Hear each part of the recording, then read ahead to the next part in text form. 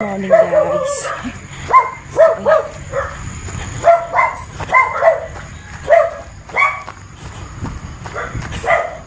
Good morning. So ayan, time check 5:30. At tayo heto busy na. Jogging tayo. At yan na nga mga idol, at sinimulan na natin yung ating pagja-jogging dyan mga ka-idol. So ayan, as you can see, madilim pa talaga dahil 5:38 pa lang ng umaga yan mga idol. So madilim pa talaga. So ayan nga guys, at ayan, naka-timelapse na yan kasi nga kung ihahayaan ko siya sa time talaga, sa original time niya guys, ay aabutin tayo dyan nga more than 20 minutes or nasa 30 minutes mahigit guys. So ayan nga, nakikita nyo naman unti-unti na nga lumiliwanag yung paligid dyan habang ako'y nagpapabalik-balik dyan. So pabalik-balik lang naman yung ginagawa ko guys, dahil kaysa naman na pumunta pa ako sa kung saan para doon mag-jogging, pwede naman dito guys. So dito ko na lang talaga siya gagawin para makasave din tayo ng time at magawa rin natin yung ating mga dapat gawin sa ating pamamahay mga idol. So time management lang talaga yung kailangan talaga, at syempre disiplina sa sarili. So yan ang nawala sa akin guys, yung magkaroon ako ng time sa akin sarili. Simula nung ako ay magkaroon ng pamilya, talaga ako guys, naka hands on talaga ako sa pamilya guys, as in lahat ng pangangailangan ng aking pamilya, lahat ako ang nag-aasikaso personally. So yan nga't napabayaan natin yung ating sarili sa napakahabang panahon, so more than 30 years guys na napabayaan ko yung aking sarili. Kaya sa ngayon naman yung aking sarili naman ang aking aasikasuhin mga idol, para nang sa ganun ay maging healthy tayo guys, dahil kailangan ko talagang maging healthy dahil meron pa akong inaalaga ang mga apo mga ka-idol. So ayan, at gagawin ko to araw-araw hanggat kaya ko, ay gagawin ko siyang araw-araw para na rin sa aking sarili. So yung aking sarili naman yung aking aasikasuhin mga idol, dahil kailangan ko rin pagtuunan yung aking kalusugan guys, dahil nga medyo humihina yung ating heart at yung ating resistensya, talagang napakabilis ko guys mapagod. So ayan, pinayuhan tayo ng doktor na kailangan talaga nating mag-exercise.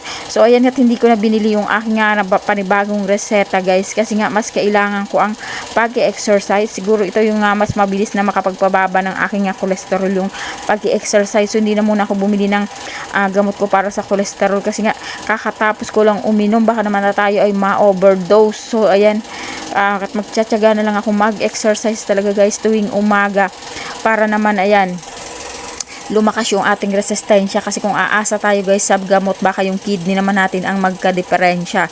So ayan, magja-jogging na lang ako araw-araw. Sana naman ay makatulong talaga ito ng malaki sa akin para bumaba na rin yung aking timbang mga idol, dahil nga medyo bumibigat na tayo mga kalola. So kailangan talaga natin na mag-exercise. So kahit yung simpleng paglalakad at pagtakbo na lang dito sa harapan ng bahay ay magawa natin. So medyo maganda na yung kalsada dito, so hindi na ako mahihirap pang magpabalik-balik na magtatakbo dyan, unlike dati na talagang baku-baku yan at may tendency na tayo madapa. So ngayon ay okay na yung kalsada natin, so pwede na natin yung gawin araw-araw guys, basta't may oras tayo ay gagawin ko yan araw-araw para na rin sa aking sariling kapakanan, sa aking kalusugan. So pagtutuunan ko talaga guys yung aking sariling kalusugan. Good morning guys, ayan, tapos na tayo mag-jogging guys. So nakumpleto natin yung more than 30 minutes. So nag-start ako ng 5:38 ng umaga. So ayan, 5:12 na. So more than 30 minutes tayo nag-walking and running. Yan, walking and running yung ating ginagawa guys. Kasi tatakbo ako kapag kayong medyo hindi pa ako pagod, tas pag napagod lakad. So ganun, lakad takbo lang guys.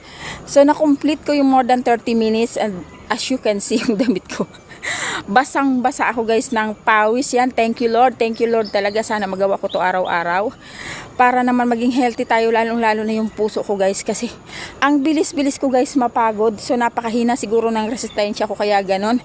Kaya talagang sasanayin ko yung sarili ko na magpapawis tuwing umaga, kasi guys umiikot lang yung aking life sa loob ng bahay. Alam niyo yung puro gawaing bahay lang yung aking ginagawa.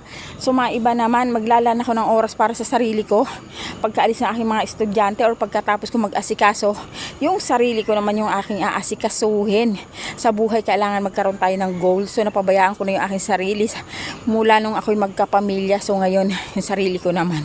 So yan guys, hanggang dito lang yung video natin for today. Ito yung ating morning routine.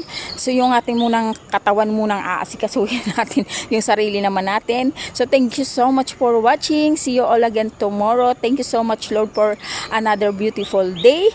See you tomorrow, guys.